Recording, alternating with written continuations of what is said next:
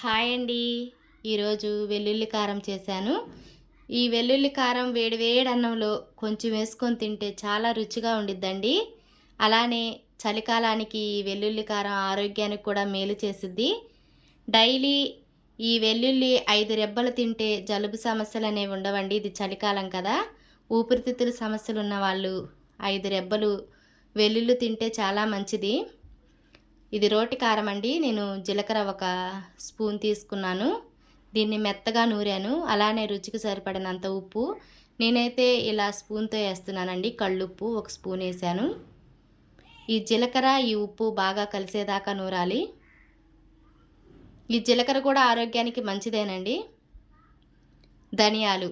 ఈ ధనియాలు కూడా ఆరోగ్యానికి ఈ ధనియాలు, ఈ జీలకర్ర 2 వేడి నీళ్ళలో కాసుకొని తాగితే ఉదయాన్నే పరగడుపున గ్యాస్ సమస్యలనేవి ఉండవండి. పొట్టు తీసి పెట్టిన ఈ వెల్లుల్లి ముప్పావు కప్పు వేసాను. ఈ పొడిలో ఈ వెల్లుల్లి కలిసేదాకా నూరాలి. కచ్చా పచ్చాగండి, ఎక్కువగా నూరకూడదు. ఇలా ముక్క చెక్కగా ఉండాలి.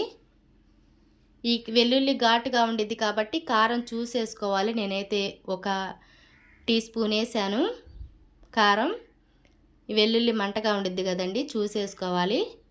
ఇలా మొత్తం కలిసేదాకా నూరాలి. అయిపోయింది నూరటం. దీన్ని ఇప్పుడు తాలింపేయాలండి.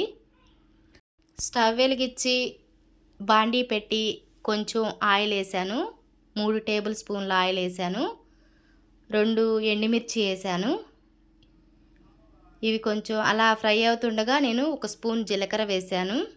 అలానే అర టీ స్పూను ఆవాలు. ఇవి కొంచెం ఫ్రై అవ్వగానే కొద్దిగా కరివేపాకు.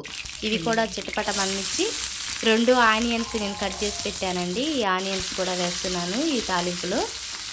ఇవి బాగా ఫ్రై అవ్వవసరం లేదు, కొంచెం ఫ్రై అయితే చాలు.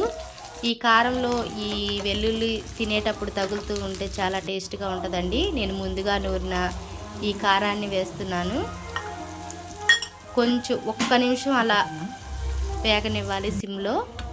ఈ ఆయిల్ కలుపుతూ కలిసిపోయిందండి. అయిపోయింది కారం. ఇది వేడి వేడి అన్నంలోకి ఇలా కొంచెం వేసుకొని తింటే చాలా రుచిగా ఉండిద్దండి. అలానే కొద్దిగా ఇష్టం ఉన్న వాళ్ళు నెయ్యి కూడా వేసుకోవచ్చు. నెయ్యితో తిన్నా చాలా బాగుండిద్ది. మన పెద్దవాళ్ళైతే ఈ వెల్లుల్లిని అంతే నిప్పుల మీద కాల్చుకొని తినేవాళ్ళండి. ఈ వెల్లుల్లి చేసే మేలు అంతా ఇంత కాదు. రక్తాన్ని పలచన పరిచి గుండె జబ్బులు అనేవి రానివ్వదంట ఈ వెల్లుల్లి. డైలీ తింటే ఇంకా మంచిది పెద్దవాళ్ళు. మీకు ఇష్టం ఉంటే ఇలా ఒకసారి ట్రై చేయండి. ఈ కారం వారం రోజులైనా నిలవ ఉంటుంది. ఆరోగ్యానికి మంచిది కదండి. ఇది పెద్దవాళ్ళు చేసుకోనప్పుడు మనమైనా చేసి వాళ్ళకి అందిస్తే వాళ్ళు ఎంతో ఇష్టంగా తింటారు కదండి.